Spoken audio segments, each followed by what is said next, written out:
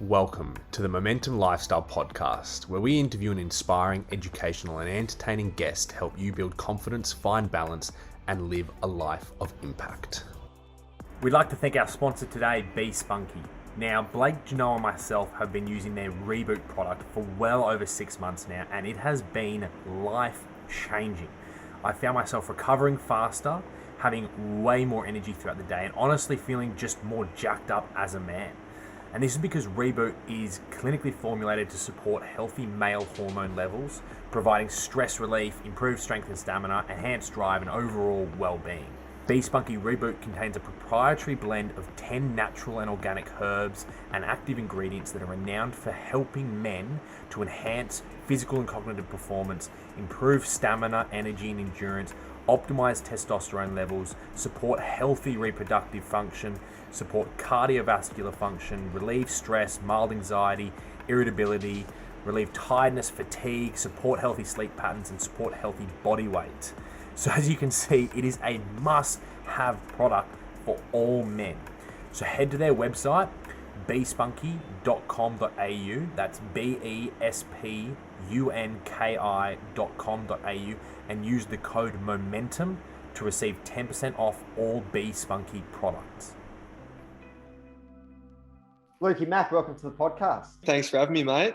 Mate, end of January, the first month of the new year and pre-season's been done. You've got, 7 to 9 weeks or something before the first game? How many weeks you got left? Well, March 20 is the first game. Yeah. It's round 1, but we've got a few practice games before then. So they actually start this week. So, yeah, it's been a big, the season probably finished 4 or 5 months ago. So it's been a lot of Ks in the legs. But, yeah, really looking forward just to getting in the stuff that matters, the actual games. How's the headspace this time of year? Because I would assume for all clubs, whether they did well or not so well last year, that there'd be a pretty good kind of spirit going around. Is that the general feel? Oh, yeah, absolutely. I mean, it's pretty cliche if you speak to most AFL clubs. Everyone says they're absolutely flying this time of year because everyone's on 0 losses. But I suppose with a really young group, which we've got at the moment, there's just a lot of really, really good energy. So, when you're in other years, we've had probably more experienced group and the sort of 22 is pretty much sort of cemented. Whereas this year, because we've got so many young guys coming through, a few old guys have left, their competition for spots is really red hot. And I reckon that brings the standard up, and it also just gets everyone really excited. So we've had a lot of change the last couple of years, especially even off the field as well. A lot of new staff. So it's been good. I mean, even for me going into my 9th year, it's sort of change, and you only know what you know. So it's been really a good learning sort of couple months for me.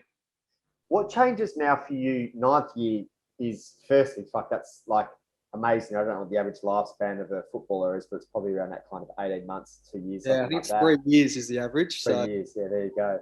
So what changes for you now? I mean, you're only, 26, 27, and somehow in your 9th year, which is phenomenal. But what changes for you in that kind of, say, mid-November to mid to late Feb, which is really obviously the pre-season period?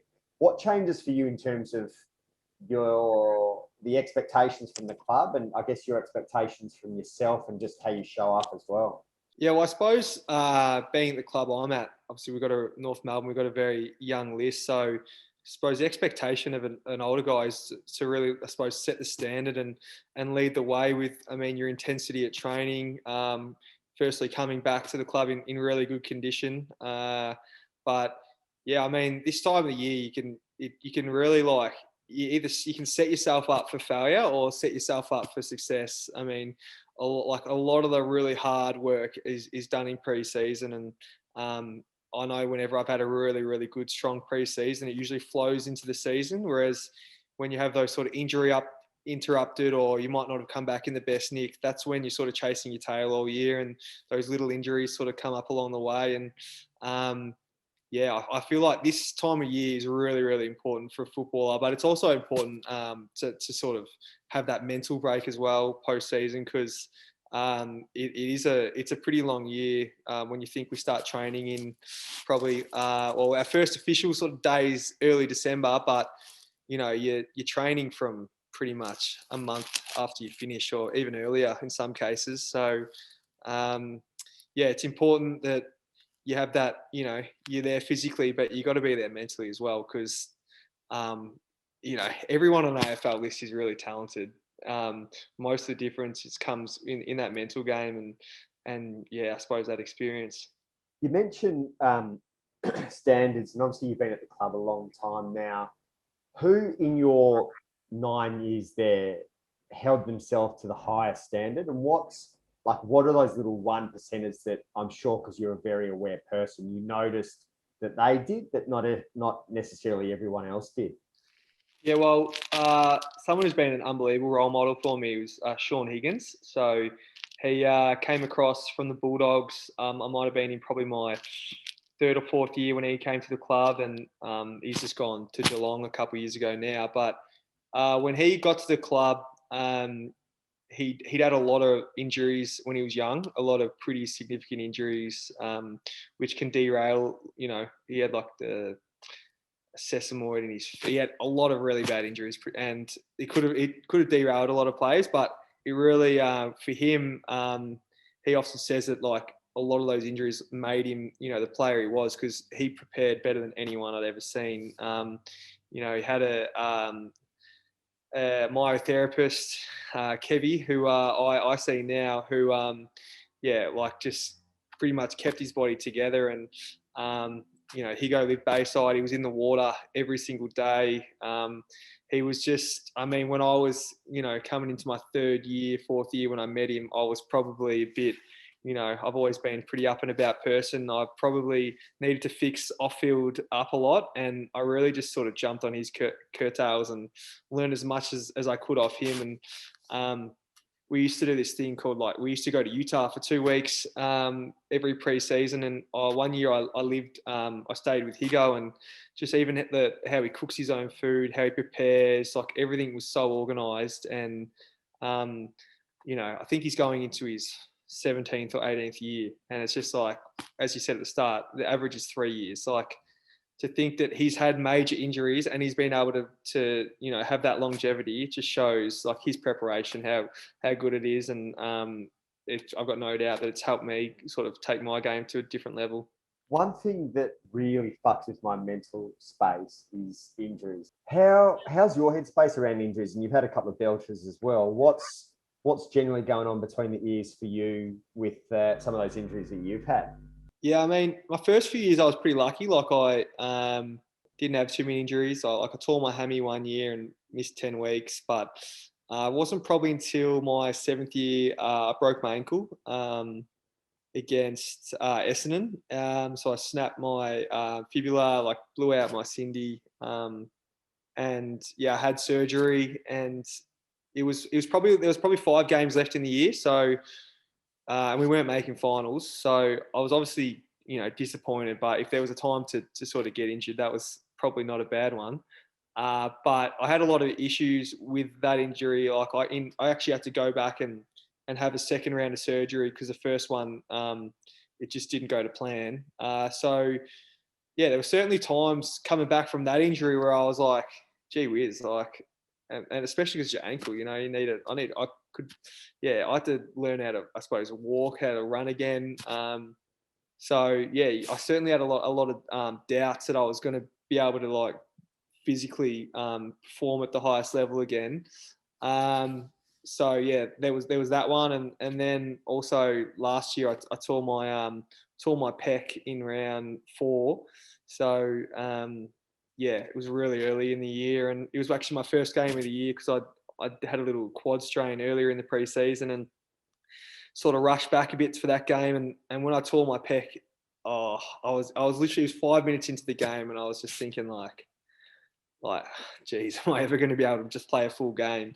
So there's a lot of your headspace. It's a bit of a roller coaster when you're going through injuries, but the reality is it is what it is. You're injured, so I've always just been like, all right, I'm injured. How can I get back as quickly as I can, but also doing it the right way, not skipping any steps. What are those kind of potentially darker periods for you like? And is there any rituals that you turn to, mantras, people that you turn to that just kind of get you up and about? And if it's not injuries, is there anything else over the last kind of 9 years that's had you pretty flat? Oh, without a doubt, you get pretty flat, and that's where you rely on. I'm really lucky. I have an awesome fiance, call her these days. She's been unbelievable rock for me, and I think that one of the best things about her is she's come from Port Macquarie and massive rugby league sort of family. So whenever I go up there, like, you know what I mean, like the fact that I'm playing AFL, they just like think that's awesome. There's never like, I think with Brooke, like she doesn't really know much about footy, so there's not really much footy talk. So when I'm injured, I'm not a, you know what I mean, I'm just me, you know what I mean, I'm not really a footballer. So she's been an awesome support for me and really keeps things into perspective. But then also you rely a lot on your mates and the people around the club. But yeah, I've certainly had my ups and downs. I mean, even when you look at my career, like I've had some really, really good seasons, and then I've probably had some seasons which, I didn't reach the level that I expected of myself and people expected of me, because I was a top 10 draft pick, so sort of came in with that expectation. So I mean, even in my third year, I got suspended once in the preseason for a game because a few of us boys, we were on a community camp and we had a few beers, and there was a bit of a noise complaint, and I suppose I was the oldest boy in that group, and I wouldn't give any of the other boys up, so I was the one who copped the suspension. And I think after that, I was like, I wasn't playing great footy after when I came back in the side. I felt, that was probably one of the only times that I wasn't really, really enjoying my footy. I'm the first to say, like, I'm a footy nuffy. Like, all I ever wanted to do was play AFL growing up, and that was probably the first time I wasn't enjoying being there and enjoying just like the environment. But the thing that sort of got me through that was just like speaking to your family and my dad in particular, because he was an AFL player. He played for North as well, played 155 games, and I suppose you just got to realize like how lucky you are to be in the position you are to be an AFL footballer on an AFL list, because I know how many people would give their left arm just to be in that position. I think that I look back at those dark times in my career, and I think they're like the best times, because like I learned so much, and it makes you really, really appreciate when things are going well, when you're healthy, when you're playing well, when you're winning. Because at the end of the day, footy is just a game, but you just got to love the process. And I mean, at the end of the day, I get to play AFL footy for my favourite team with 22 of my mates in front of millions of people watching on TV, hundreds of thousands of people. Well, maybe not hundreds of thousands for the Roos, maybe a few thousand. Yeah. But I really am living the dream, and I think sometimes you can get caught up in all of the little crap on the sides, and once you realise like how lucky we are to do what we do, like you definitely enjoy the journey more. Talking of winning, it's been a couple of challenging years, albeit a bit better last year for sure. What do you turn to? Who do you turn to? How, especially now as a senior player, how do you keep the vibes high at a club when, where did you guys finish last year? The Spoon, mate. We finished 18th. Yeah. So there was obviously some good signs. You had a bit of a streak there, but like, how does that impact the club, and what do you do when you potentially notice that the kind of general vibe is potentially a little bit lower? Yeah. I think, I think for starters, like the coach, David Noble, he's really good at identifying little wins. So, whilst sometimes the scoreboard, we might get beaten, there's instances and passages and quarters and halves in games where we focus on where we did really well, and we just got to string it together for 4 quarters.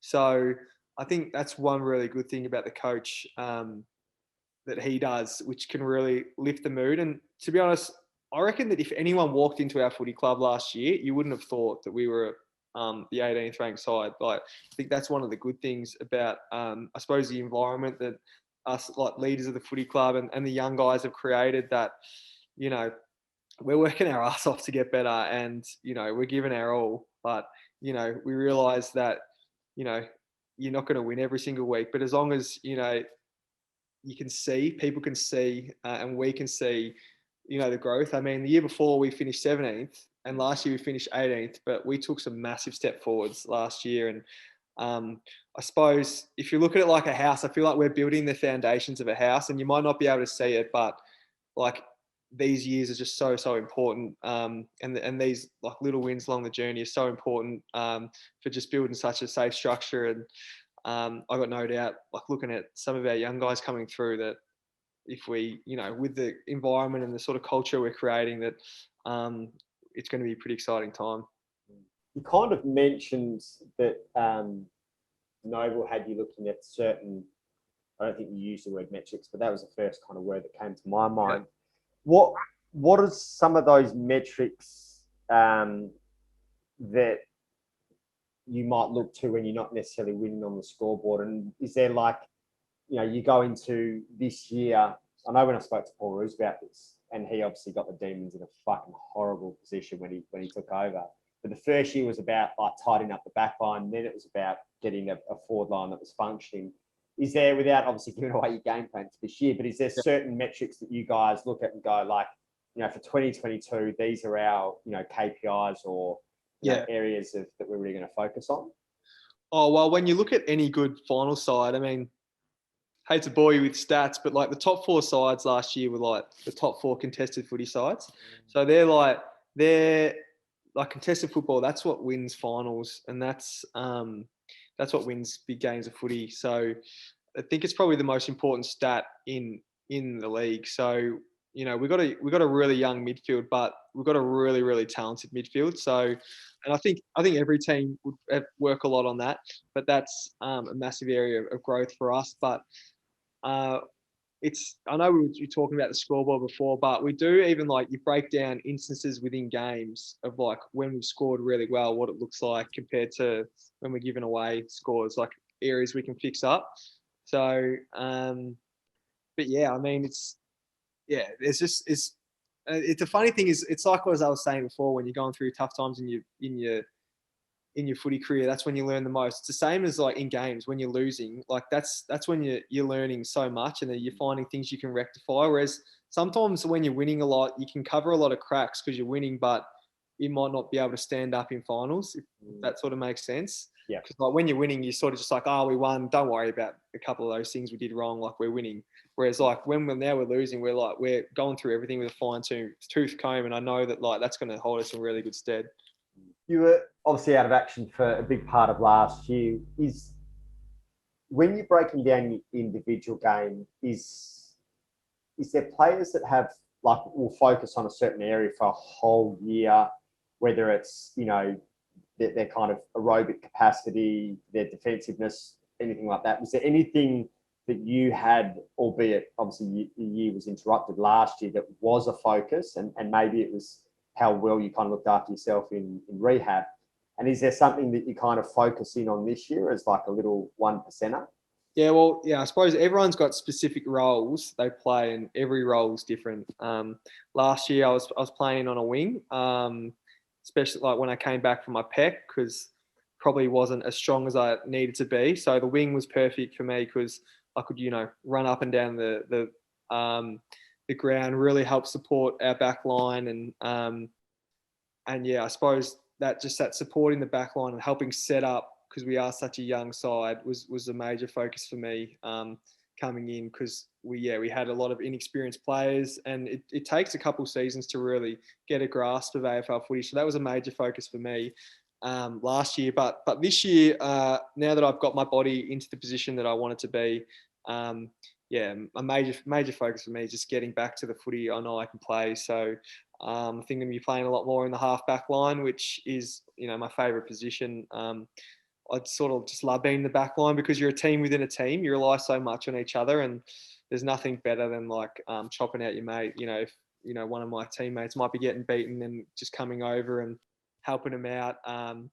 Getting a spoil in, preventing a goal.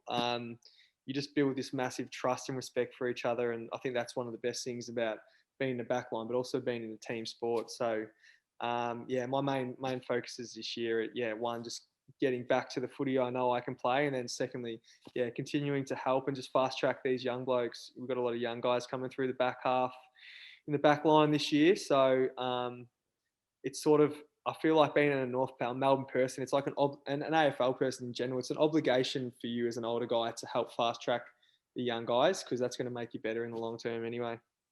Talking of young guys, we obviously saw Bailey Smith take a bit of a breather. I haven't caught the latest whether he's back on the track or not. But mental, like, some of those fucking supporters are savage. How do you block it out? I don't know, like even social media, the noise at the ground, like, is there certain things that you do to kind of have some boundaries in place when it comes to social media, or things that you do on game day, anything to kind of keep your head in a good place? Oh, well, to be honest, I certainly feel for the young guys coming through now in terms of the social media, because I reckon that like it's really obviously ramped up in the last couple of years, especially with like the trolling online and that sort of stuff. Like the guys coming through now, like they're going to have it their whole career. Whereas I suppose the first 5 years of my career was sort of like, there was really not even really Instagram was a massive thing.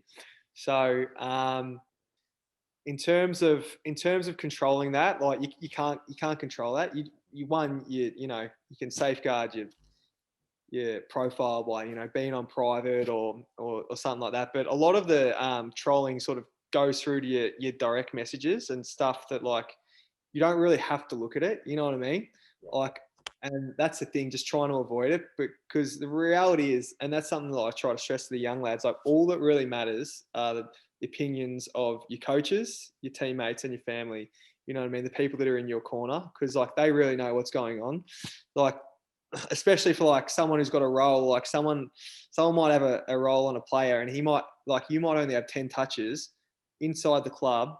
Everyone's patting you on the back, being like, mate, you destroyed him. You played the best role, but you might have only had 10 super coach points or whatever. So someone's going to be spraying you online. Like, I mean, it just is, it is part of the journey now with being an AFL footballer. And I remember one time in particular, there's been multiple times throughout my career where, I've gone on my phone after a game and there's been people just like teeing off on you.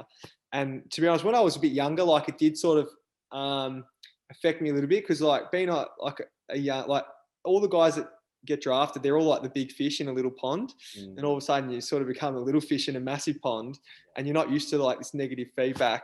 Whereas when I was younger and like people would pop me, I'd sort of take it a bit personal.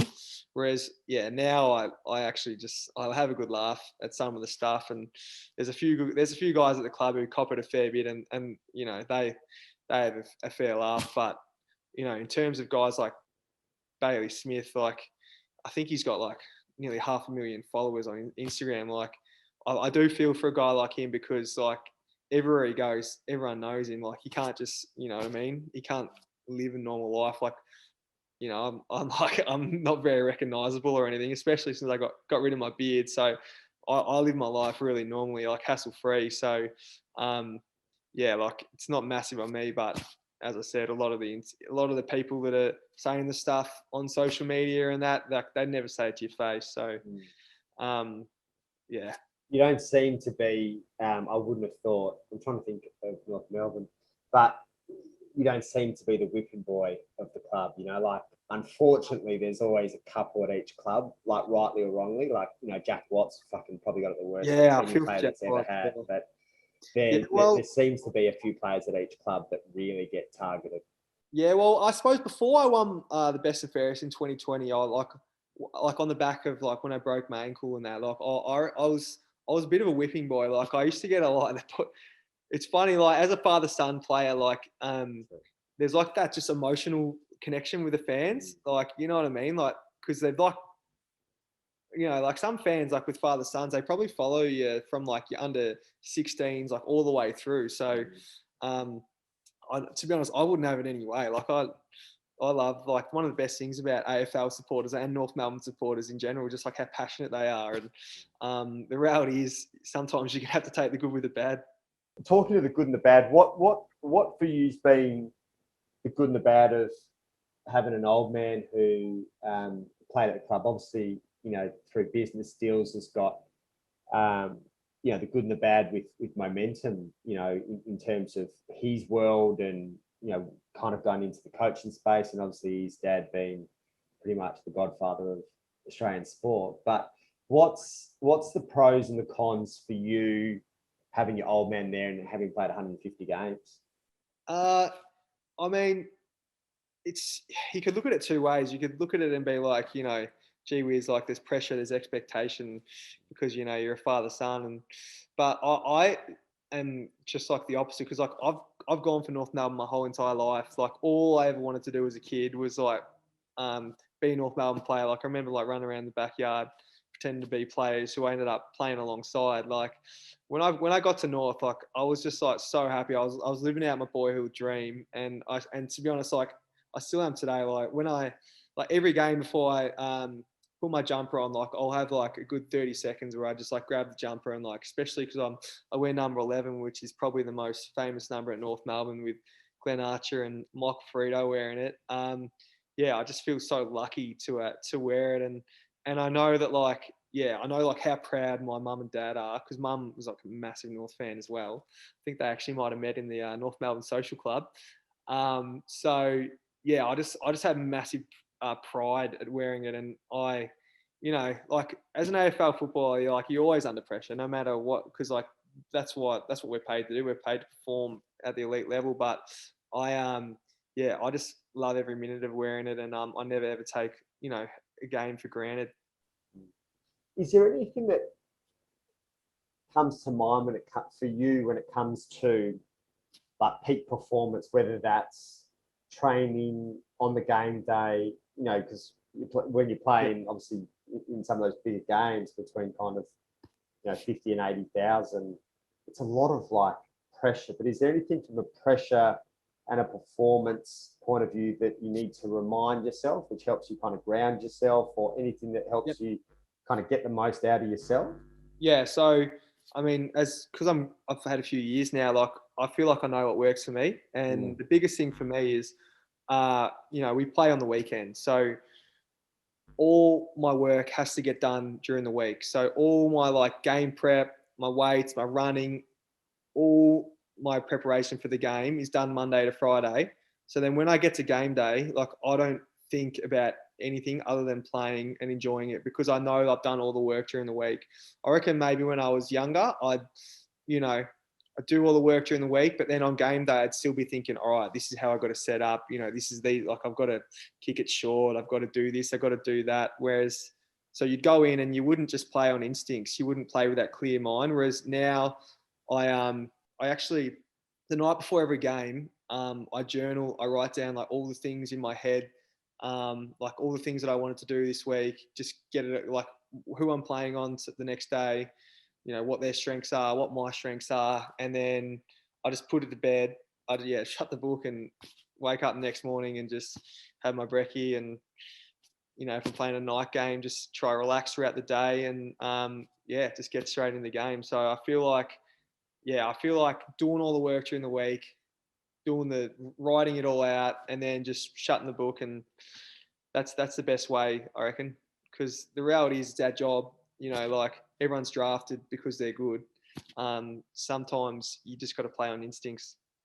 It's clear how grateful you are, which is amazing, and you don't take any of it for granted. What for you would be the hardest bit, whether it's pressure from the club, pressure from fans, the couple of days after a loss? Like, what for you is the toughest bit of, obviously, what's a privilege to play for, you know, the club that you've always wanted to play for? I suppose, certainly the injuries, and your body not letting you do what you want to do. That's certainly tough. and it's especially when you do significant injuries, like you see the boys playing and playing well or losing, that's tough on being on the sidelines when all you want to do is help.